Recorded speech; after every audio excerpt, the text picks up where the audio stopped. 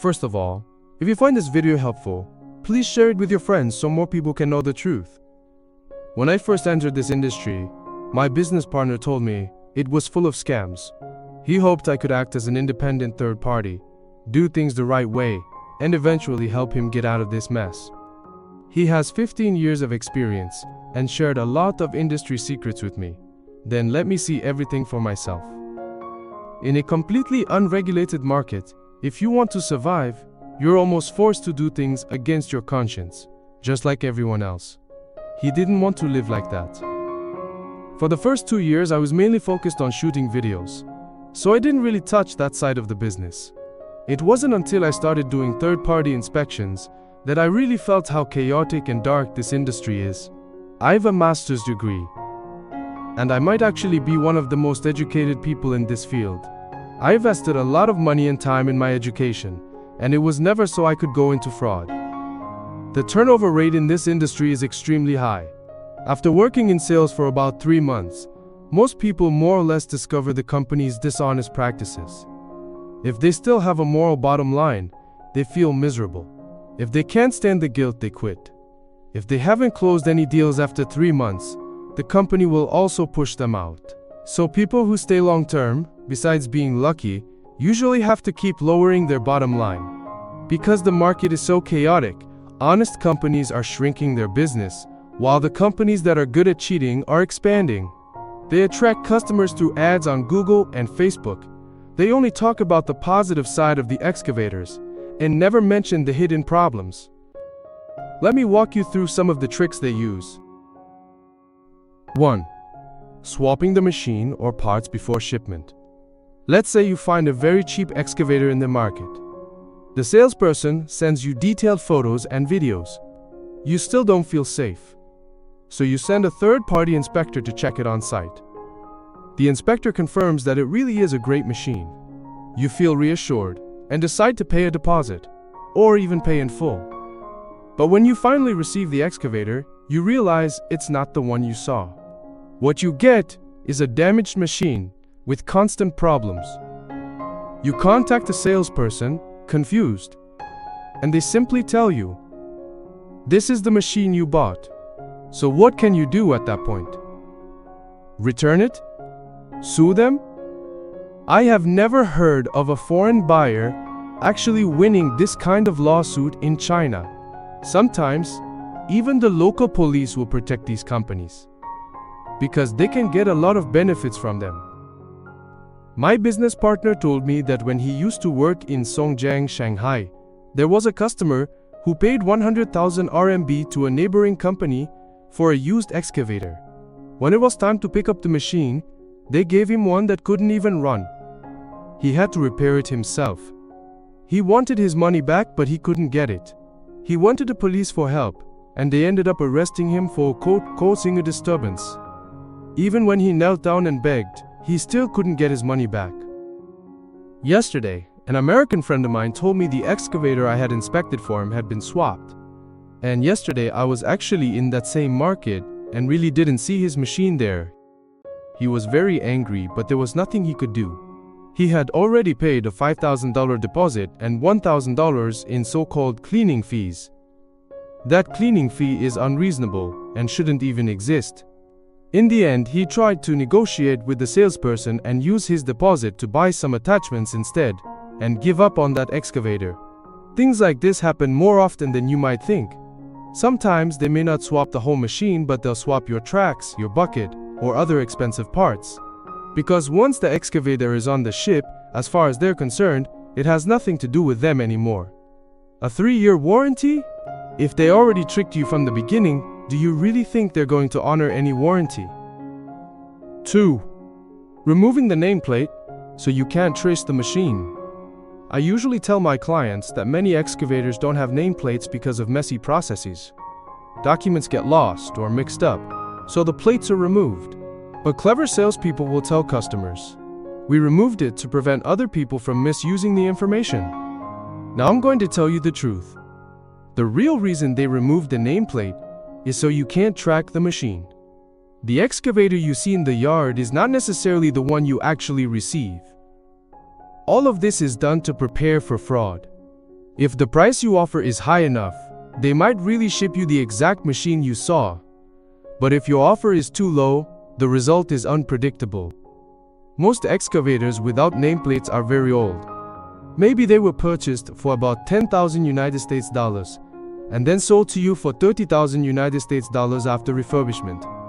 Engine information, hours on the meter, everything can be changed. You try to look it up on the manufacturer's official website? The information you find will match the identity on the machine exactly. That's easy to do, because they just copy the identity from another real excavator, which might still be working on a job site somewhere right now. 3. Taking deposits to gain control. I've said this many times, don't rush to pay deposits online. Even so-called third-party escrow on Alibaba can't really protect your money. Once you pay a deposit, they gain the upper hand in negotiations. Paying a deposit basically ties you to them. They'll start pushing you to buy more things and bring up unreasonable conditions. Because you don't want to lose your deposit, you slowly get dragged deeper and deeper. When their demands finally cross your bottom line and you decide to ask for your deposit back, sorry, that's not going to happen. So before you pay any deposit, the most important thing is not listening to the salesperson's story. You should go there in person, check the place, and see if the company is actually honest. If you don't really understand how things work in China, or you don't have time, you can ask a friend in China to go for you. Pay them some travel money and a small commission. Compared to losing tens of thousands of dollars, that cost is nothing. If your friend doesn't understand excavators, ask them to add me on WeChat.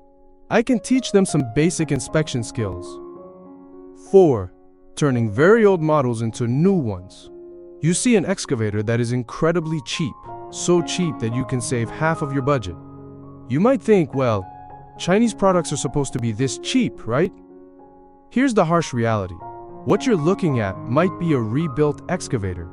It was converted from a very old model into something that looks like a newer model. When they bought it, it might have basically been scrap metal.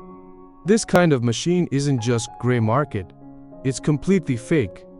From the outside, it can be 99% identical to the real thing.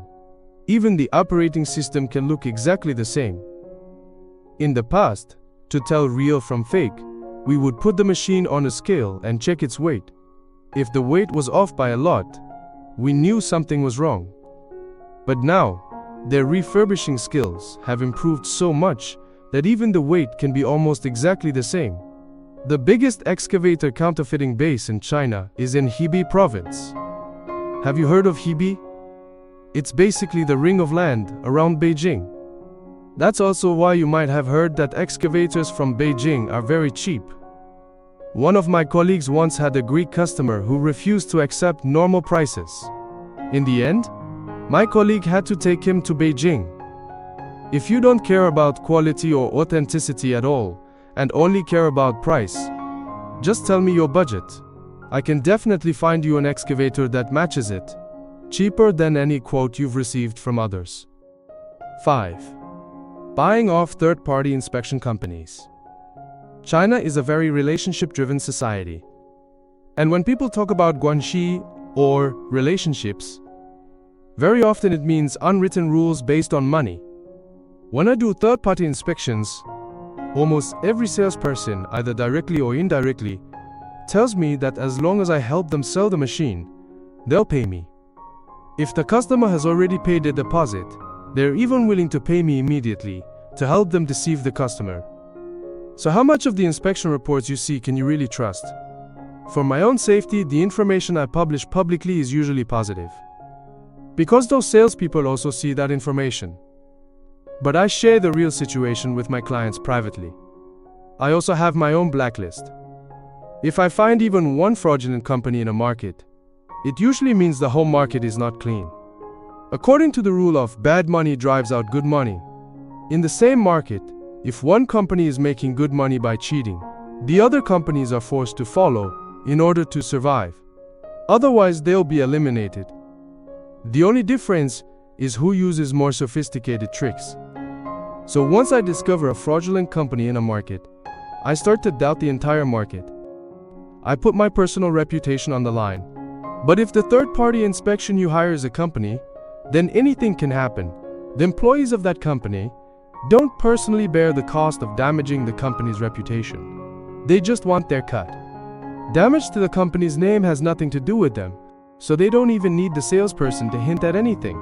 They'll directly tell them, "You should pay me something." That's the rule.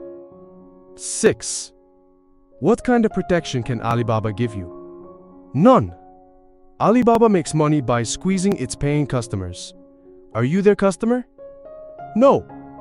Alibaba's customers are the sellers who pay them cash.